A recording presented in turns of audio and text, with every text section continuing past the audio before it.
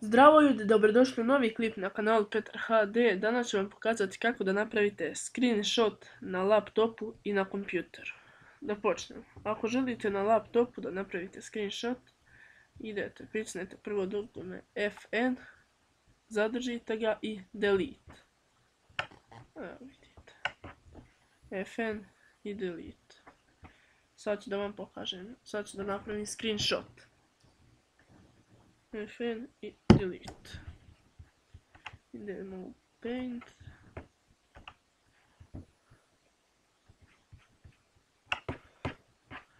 I paste. Evo, to je taj screenshot. A ako želimo da napravimo na kompjuteru, onda idemo, pritisnemo samo print screen.